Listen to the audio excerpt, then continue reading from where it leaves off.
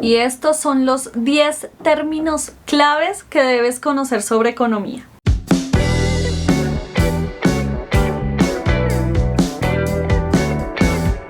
Hola a todos, bienvenidos una vez más a Cuidando Mis Finanzas. Soy Alison Melo y el video de hoy es muy importante porque les voy a decir y les voy a contar 10 términos claves que ustedes deben conocer para entender de economía, de indicadores, de temas macroeconómicos, de todas las noticias y todo lo que pasa en el mundo relacionado con la economía. Con estos 10 términos, créanme que ustedes van a entender cómo se mueve la economía y les va a servir de base, pues para entender todo este mundo. Pero antes, si no te has suscrito al canal, ¿qué estás esperando? Te invito a que le des clic aquí en el botón rojo en la parte de abajo y adicional también le des clic a la campana para que te notifique cada uno de los videos que estoy subiendo al canal. Subo video todos los miércoles, así que todos los miércoles te espero con nuevo video y sin más rodeos, comencemos.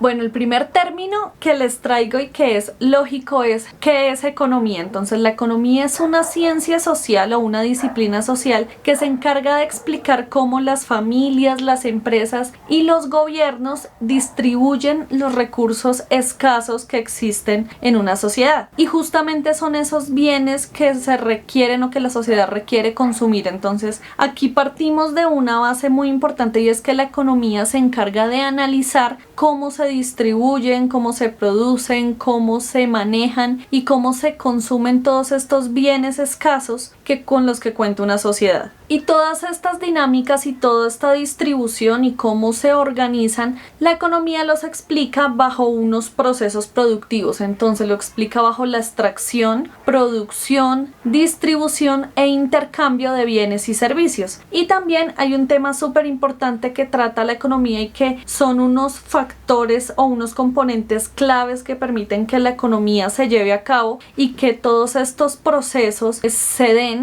y es precisamente esos componentes fundamentales de la economía, los cuales son tierra, trabajo, capital y tecnología. Bajo estos 4 componentes es que se permite que la economía se lleve a cabo y que se puedan realizar estos procesos que les mencioné anteriormente. Más adelante, cuando les esté explicando los otros términos, se van a dar cuenta porque estos 4 componentes son claves dentro del desarrollo de una economía.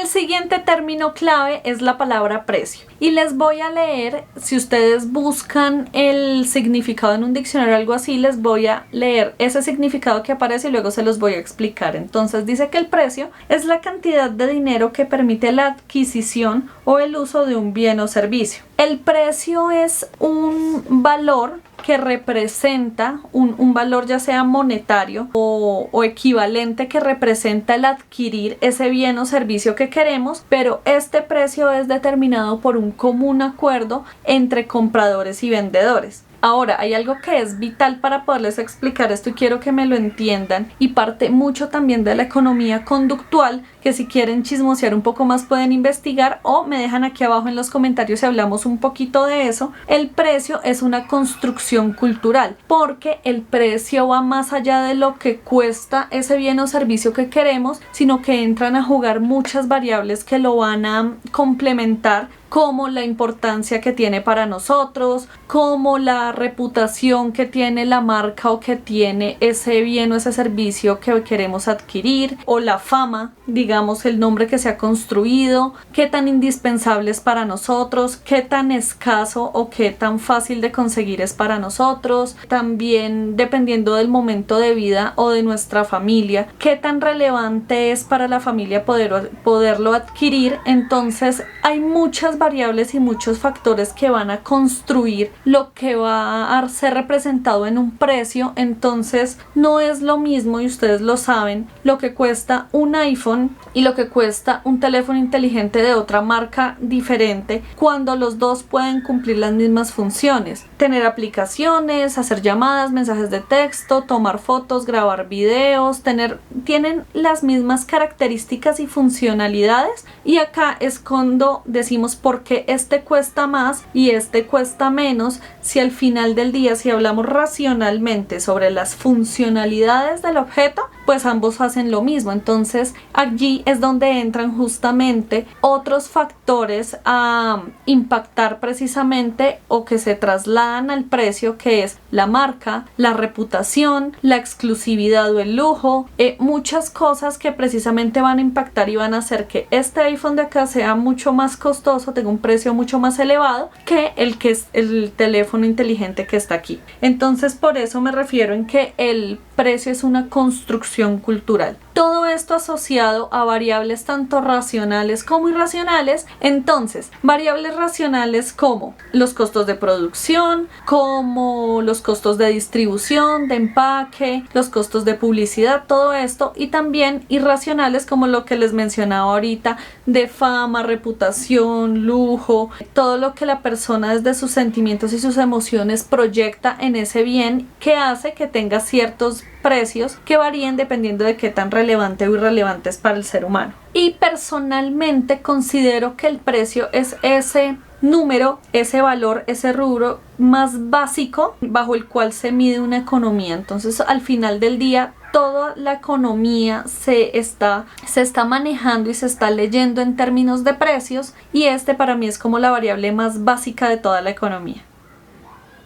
El tercer término que me parece súper importante y no podemos dejar de hablar de él es la palabra mercado. Entonces, si ustedes buscan qué es mercado, nos dice que es un lugar público con tiendas o puestos de venta donde se comercia, en especial alimentos y otros productos de primera necesidad. Pero también hay otra definición que nos habla de un lugar teórico donde se encuentra la oferta y la demanda de productos y servicios y donde se determinan los precios. Para mí, en el mundo de la economía, la segunda definición es mucho más actualizada y mucho más real a lo que hoy pasa, y por lo tanto considero que el mercado es una situación, más que un espacio físico, más que un espacio teórico determinado. Para mí es una situación donde la economía se lleva a cabo. Es esa situación en donde se desarrolla la economía, es donde se van a desarrollar esos componentes fundamentales que es tierra, trabajo, capital y tecnología. Es esa situación base que permite el intercambio, como les mencionaba. En la economía, como es cómo se distribuyen y cómo se organiza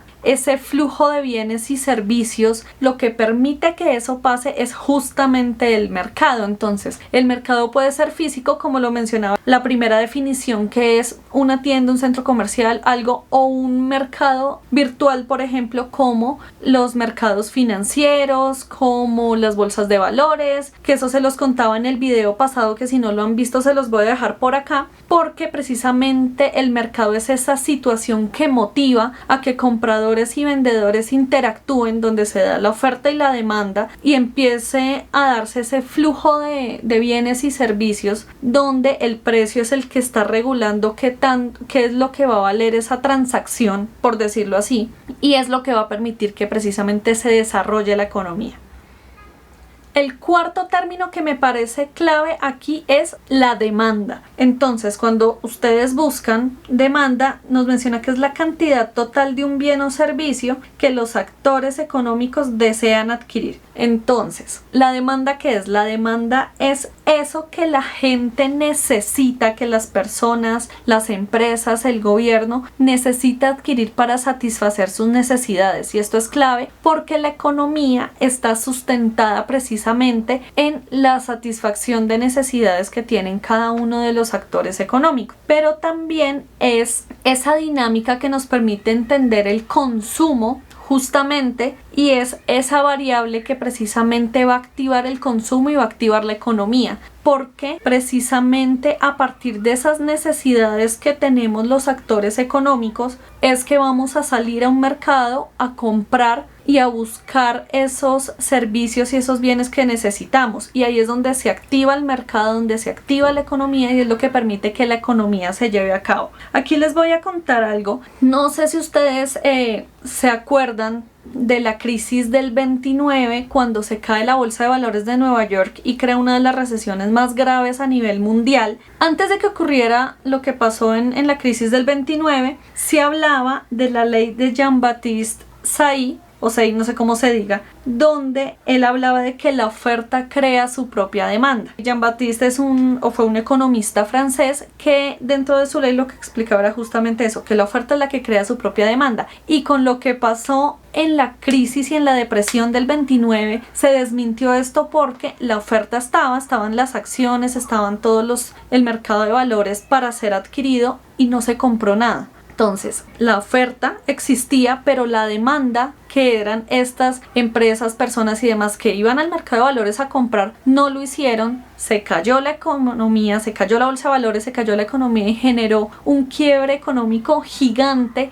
que también permitió que la economía dejara de andar sin una regulación del Estado. Lo que pasa en este momento es que la economía fluía y se movía y todos estos procesos y estos movimientos económicos que sustentan las economías se daba por la mano invisible, que es un término que se menciona mucho en economía para que lo busquen y entiendan de qué se trata. Pero es justamente que es un mercado y es un entorno que no necesita regulación del Estado para darse. Cuando pasó todo esto de la crisis del 29, que básicamente casi acaba con el mundo, John Keynes, que es un economista súper conocido, de los más importantes de la economía, es el que menciona que tiene que existir una regulación del Estado. Entonces es cuando el Estado es el que empieza a contratar personas para hacer calles, para hacer puentes, para hacer autopistas, todo esto, y lo que hace esto es reactivar la economía y hacer que estos actores, que son los que demandan bienes y servicios, tuvieran dinero para poder ir y comprar bienes y servicios y se activara la economía. Entonces, por eso es que considero que la demanda es ese proceso que activa la economía y sobre el cual se sustenta la economía.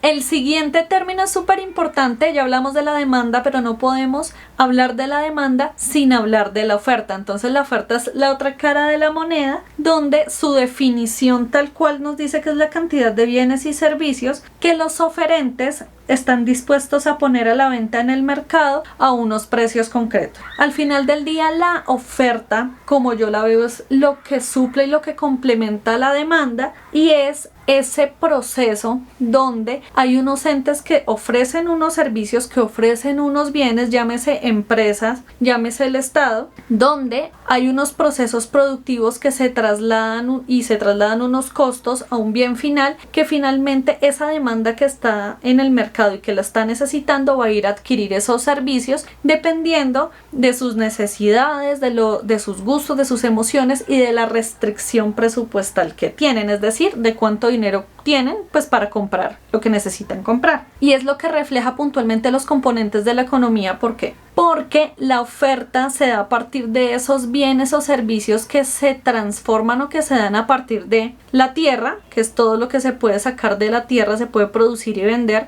del trabajo, que es todas las ofertas de empleo, todo esto donde la demanda son los trabajadores que van a ir a trabajar, donde está el capital, que son todos estos flujos de dinero que están circulando en la economía, y donde está la tecnología, que es la que permite que tan tecnificados estén estos procesos y así llevar productos diferenciales a la economía. Entonces, como les decía anteriormente, estos 4 factores, tierra, trabajo, capital y tecnología, hacen que se soporten los procesos productivos de la economía y que se pueda dar la economía, porque en la diferenciación de cada uno de estos procesos es que se dan precisamente esas integraciones y esos flujos de dinero y de consumo precisamente dentro de una economía. Dentro de la oferta, cuando uno estudia economía, yo no estudio economía, estudié finanzas, pero la base de mi carrera era economía. Cuando uno estudia todo este mundo de la oferta es donde empieza a entender cómo se comportan estos oferentes y estos actores económicos que son los que ofrecen los bienes y servicios. Entonces empezamos a entender temas como la competencia perfecta de las empresas, los monopolios, los oligopolios y todas estas dinámicas de la economía, donde estos actores tratan de controlar o tratan de tener unas dinámicas para poder llevar esos bienes y servicios a los entes que las están demandando, y a partir de todas estas dinámicas donde hay muchos competidores o no hay competidores y hay un monopolio, es que depende el precio que van a pagar estos actores por los bienes y servicios que están ofreciendo estos actores. Como ven, la oferta y la demanda es la que permite precisamente que se dé la economía y que se den estos procesos económicos que soportan precisamente lo que conocemos como economía.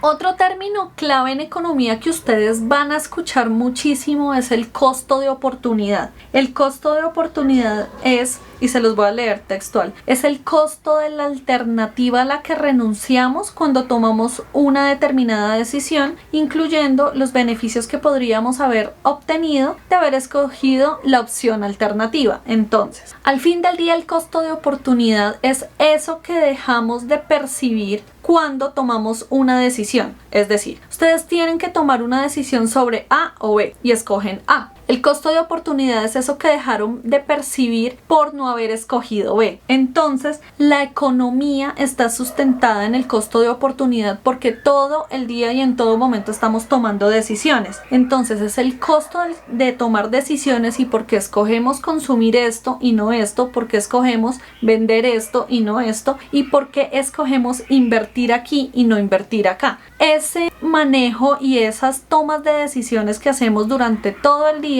y que hacemos durante nuestra vida es justamente lo que tomamos, y lo que no pudimos tomar es justo el costo de oportunidad. Y el costo de oportunidad al final del día se mide en dos variables básicas, que es dinero que dejamos de percibir en una por haber escogido otra, y también el tiempo que gastamos en una y que hubiéramos podido no gastar en otra decisión. Entonces, al final del día, el costo de oportunidad es justo eso que dejamos de percibir por haber escogido el otro camino. Y todo esto se los cuento porque esto se maneja mucho, como les decía, cuando tomamos decisiones de consumo, cuando tomamos decisiones de inversión, porque al final del día todo se basa en la evaluación lógica y racional de las alternativas que tenemos y cómo nosotros como actores económicos escogemos la opción que nos genera más beneficios a partir de una restricción presupuestal que nosotros tenemos, o sea, a partir del dinero con el que contamos y que podemos gastar, cuál es el mayor beneficio que vamos a obtener en esas opciones que queremos tomar y en esas decisiones que debemos tomar. Este término que les voy a contar me parece súper importante, seguramente lo han escuchado en varios de mis videos, y es ¿qué es el Banco Central? Y esto es clave porque el Banco Central, se los voy a leer textual, pero ya les explico por qué para mí es un término clave que ustedes deben entender. El Banco Central es un órgano o institución dependiente de un gobierno, el cual se encarga de regular el funcionamiento bancario y el sistema monetario de un país.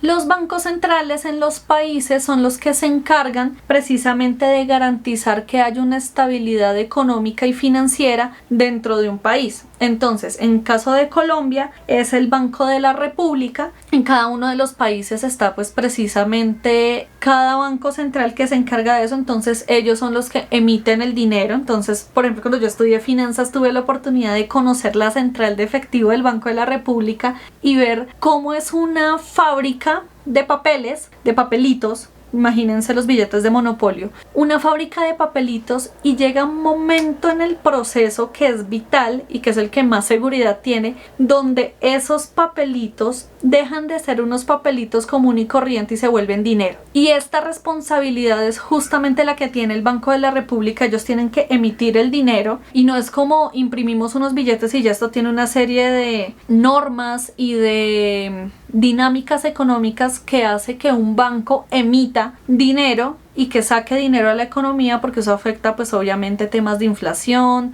temas de la dinámica o de crecimiento económico. Entonces eso no es como imprima billetes y ya, no, eso tiene toda una dinámica monetaria detrás para que un banco central tome la decisión de emitir dinero. Otra de las funciones básicas de los bancos centrales, que es la más importante, es ejecutar la política monetaria, y esto es clave porque es la que permite controlar la inflación en los países. El Banco Central, acá en Colombia, Banco de la República, tiene como función principal llevar a cabo esa política monetaria y hacer que la inflación esté en un dígito y que esté en su nivel más bajo posible, porque así vamos a tener una estabilidad económica y pues precisamente se van a ver esos frutos y se va a ver ese crecimiento económico. Todo esto el Banco de la República lo regula normalmente a través de la tasa de interés. Entonces, cuando ustedes ven en noticias que les están diciendo el Banco de la República subió la tasa de interés, el Banco de la República bajó la tasa de interés, ese es el factor con el que controlan el precio del dinero, porque si hay una tasa de interés alta, quiere decir que el dinero está costoso, luego la gente no puede comprar la misma cantidad de cosas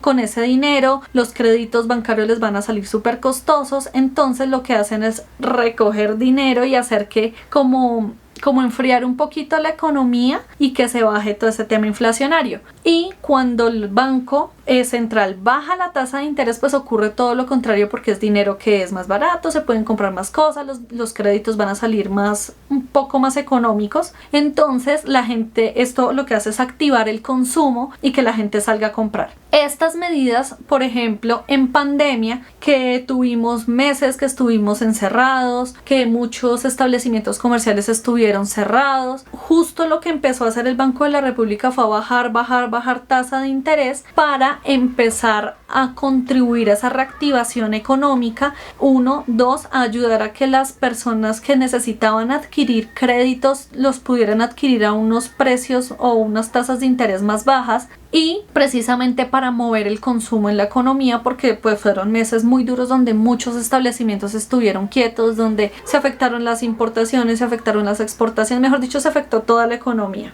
Ahorita, en lo que está pasando en el mundo, que estamos en una situación de inflaciones súper altas, por aquí les voy a dejar el dato de la inflación en Colombia, cómo está a la fecha, pues justamente el Banco Central y las economías de los países están enfrentando unas inflaciones muy altas, y por eso es que justamente el Banco de la República acá en Colombia empezó a subir la tasa de interés, la Reserva Federal de los Estados Unidos, el Banco de la Unión Europea, en muchos países de Latinoamérica, el Banco en Canadá, o sea, muchos de estos órganos y de estos bancos centrales empezaron a subir la tasa de interés justamente para buscar enfriar la economía y hacer que la inflación baje, porque nos estamos enfrentando a unos niveles muy altos de inflación a causa de todo este desorden de reactivación económica, de todo lo que está pasando en la guerra entre Rusia y Ucrania, una cantidad de factores que ahorita están pasando en el mundo, que tienen todas las economías enloquecidas, y justo una de las formas en las que el Banco Central controla es a través de política monetaria, y es con la tasa de interés. También otra de las funciones que tiene el Banco de la República es ejecutar la política cambiaria, y cuando hablo de política cambiaria estoy hablando de la tasa de cambio.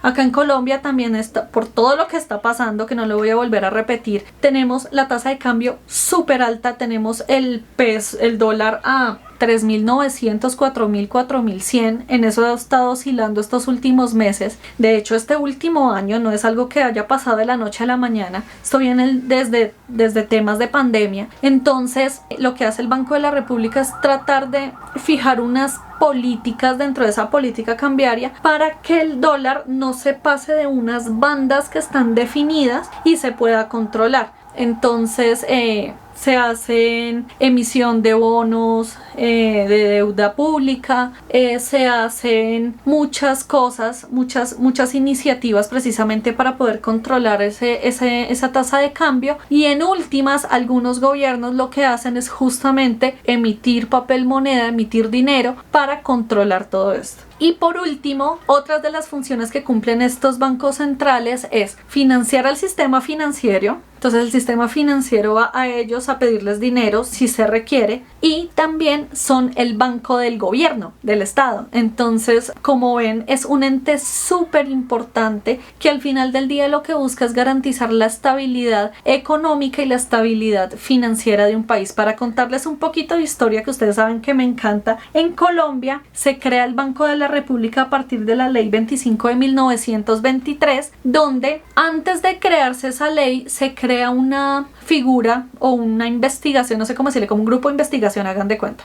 que se llama la Misión Kemmerer, donde es un grupo de conocedores que vienen a evaluar cómo está el sistema financiero de la época en Colombia y le da una guía, toda una serie de recomendaciones de lo que debe hacer el gobierno colombiano precisamente para construir un sistema financiero sólido y una economía estable. Entonces de allí salen temas como la creación del Banco de la República, se da la creación de la Bolsa de Valores de Bogotá, se da toda la estructura del sistema financiero colombiano, que eso se los quiero contar en otro video porque el sistema financiero colombiano es uno de los sistemas financieros más estables, hablando particularmente de Latinoamérica, y es por cómo está construido y el rol que juega justamente el Banco de la República, y esto es clave, y por eso nuestro sistema financiero dentro de todo es serio, es muy estable. Y justamente hace que el Banco Central y que el Banco de la República sea un ente que, si bien es del gobierno, tiene total independencia, cuenta con 7 miembros. Uno de los miembros del Banco de la República es el ministro de Hacienda, pero todas las decisiones que se toman dentro del Banco de la República son de corte independiente del gobierno que esté en el momento. Luego, eso figura lo que hace que nuestro sistema financiero de alguna forma esté blindado a los vientos políticos que estén circulando dentro de nuestro país, y hace que nuestro sistema financiero pues sea digamos que sea seguro y que sea estable. Otro término que es clave que ustedes conozcan de economía, que ese sí estoy segura que lo han escuchado en todo lado y sobre todo ahorita, y es la inflación. La inflación es el aumento generalizado y constante de los precios de bienes y servicios que se consumen o que tiene una economía, y este aumento es evaluado en un periodo de tiempo. Entonces, la inflación tiene que ser un aumento de forma sostenida y es un precio promedio de bienes y servicios que consumen normalmente las familias y que consume una economía. Entonces, como medimos la inflación, se mide a través del IPC, que es el índice de precios al consumidor, y cómo funciona. Entonces, el índice de precios al consumidor es la variación que existe entre los precios de unos bienes y unos servicios que son seleccionados. No es todo lo que se vende en una economía, sino de ciertos bienes y de ciertos servicios que consumen las familias en un periodo determinado. Usualmente la inflación se mide anual. Por ejemplo, el DANE, acá en Colombia, que es el Departamento Administrativo Nacional de Estadística, es el ente que mide justamente esa variación de los precios y nos entrega inflación mes, o sea, cada mes nos entrega inflación anual y nos entrega inflación año corrido. Entonces, año corrido es, por ejemplo, la inflación a junio y es respecto a junio del año pasado y junio de este año, algo así. Entonces, este IPC, para calcular este IPC, hay otro concepto súper clave que es la canasta familiar. Entonces, la canasta familiar es justo esos bienes y servicios que son indispensables para satisfacer las necesidades de un hogar normal, de un hogar, de lo que se ha definido como un hogar dentro de esos cálculos y esas mediciones. Entonces, es esa canastica y la medición de cómo varían esos precios que están dentro de esta canasta es lo que se conoce como el IPC. Y el aumento del IPC, de los índices de precios al consumidor, es lo que nos permite determinar que haya inflación o no. Cuando no hay un aumento, si no hay una disminución, es lo que se conoce como deflación. Entonces, para contarles una historia, hace unos años se hizo un ajuste dentro de la canasta familiar y se incluyeron artículos como artículos para mascotas, se incluyeron los celulares inteligentes o los celulares que utilizamos hoy en día, se incluyó el servicio de internet, se incluyeron muchos servicios porque a medida que va avanzando la tecnología y va avanzando las formas de consumo de las personas, se tiene que hacer un recálculo y una evaluación de qué servicios componen esa canasta familiar, irlos actualizando, porque eso es justamente lo que nos va a decir cómo se están comportando los precios. Como les digo, cuando hay un aumento sostenido por un periodo definido es donde ya se dice, donde la economía y los gobiernos dicen que hay inflación, que es justo lo que estamos viviendo hoy en día. Economías que han sido muy impactadas por tener su política monetaria y por tener su economía tan vulnerable son países como Venezuela, como Haití, que tienen unas inflaciones gigantes, y esto lo que representa al final del día cuando vemos el dato de inflación, lo que nos dice es: uno, qué tan estable es una economía; dos, nos menciona el poder adquisitivo o nos permite inferir el poder adquisitivo de las familias, porque si vemos una inflación muy alta, pues muy seguramente el poder adquisitivo de las familias se está reduciendo, porque con lo que hace 2 años compraban con $10, por darles un número, hoy en día no lo pueden, pues no pueden comprar eso mismo, porque hay una inflación alta y deben comprar menos productos por esos mismo billete. Entonces esos son los impactos que genera la inflación en la economía. Es un término que ustedes van a leer mucho, que van a ver mucho, sea cual sea su país. Estoy segura que las noticias que ustedes ven y que lo que ustedes leen en redes sociales, mucho está relacionado precisamente con este término de inflación.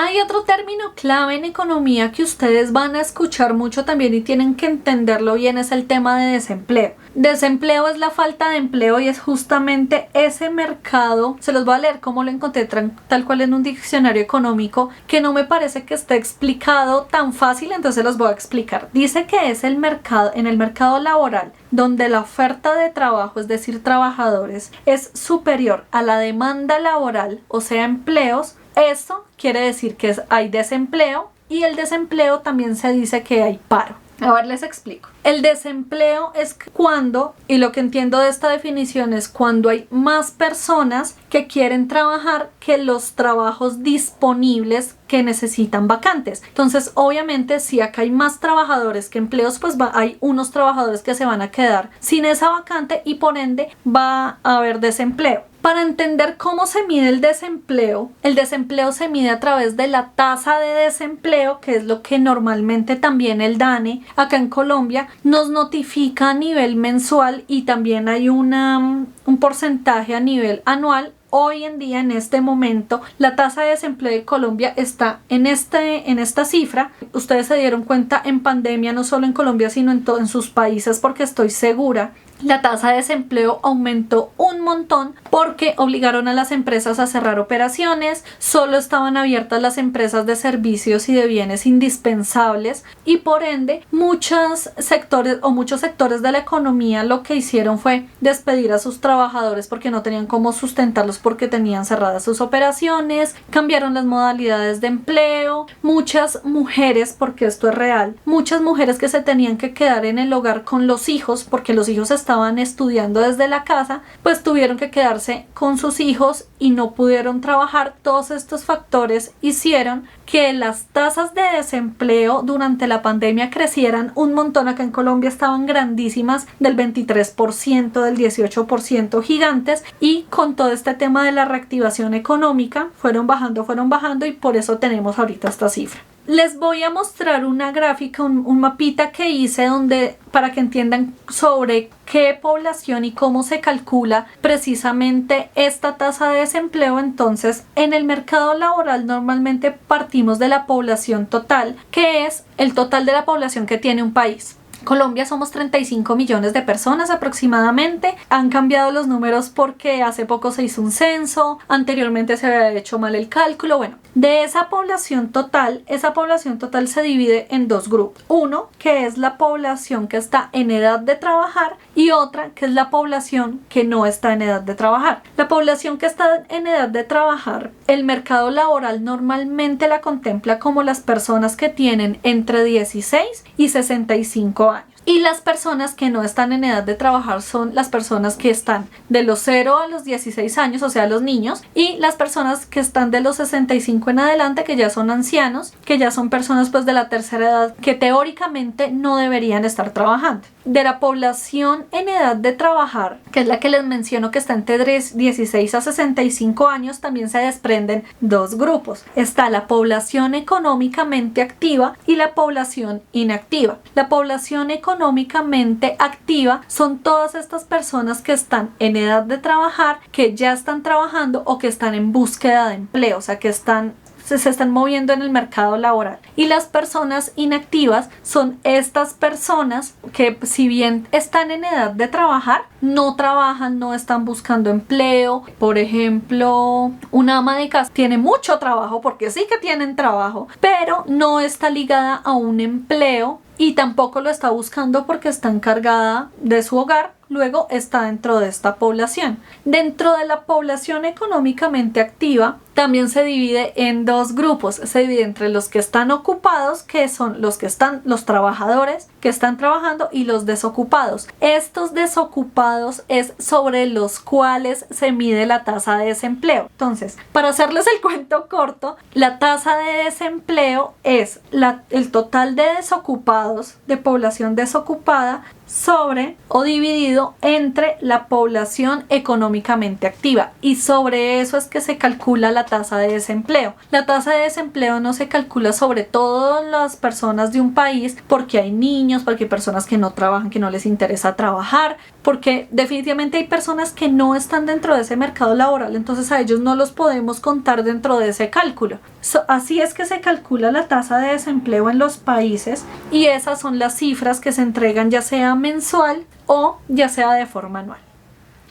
Hablar de tanta economía me secó la garganta, me voy a quedar sin voz. Y el último término clave que ustedes deben conocer de economía, que también estoy segurísima lo han escuchado y lo han leído, es el PIB. El PIB son unas siglas que lo que nos traduce es Producto Interno Bruto, y básicamente es ese conjunto de bienes y servicios que se producen en un país, bienes y servicios finales que se producen en un país en un periodo específico. Usualmente se mide cada trimestre y también se saca una cifra anual. Este número o esta cifra es súper relevante porque es la que permite medir la riqueza de un país. Cuando un país mide el conjunto de bienes y servicios finales que se produjeron durante un año, pongámoslo, en su economía, quiere decir que es toda la dinámica económica, toda la economía moviéndose: tierra, trabajo, capital, tecnología,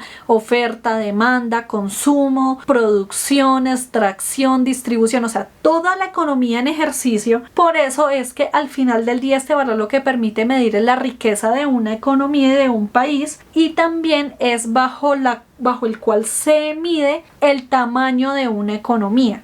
Entre más bienes y servicios produzca un país en un periodo, quiere decir que su economía es mucho más grande, es mucho más productiva que una que produzca menos. Entonces, esta es una variable que permite evaluar precisamente el tamaño de una economía. Entonces, normalmente las economías de países desarrollados como Estados Unidos, Canadá, China, Alemania, todos estos son países que tienen el PIB muy grande en comparación con países, por ejemplo, como los de Latinoamérica, como Colombia, pues que tiene un PIB mucho más reducido que el que tienen estos países. Como les decía, esto es un valor que se calcula trimestralmente. Imagínense ustedes calcular todos los bienes y servicios finales que se producen en una economía. O sea, si sacan este valor diario, mis respetos. Entonces, lo que normalmente hacen las instituciones que se encargan de sacar estas cifras, aquí en Colombia es el DANE, lo que hacen es que hacen los cálculos trimestrales y también se hacen los cálculos anuales. Y esta cifra es la que normalmente dice cuál es el tamaño de la economía.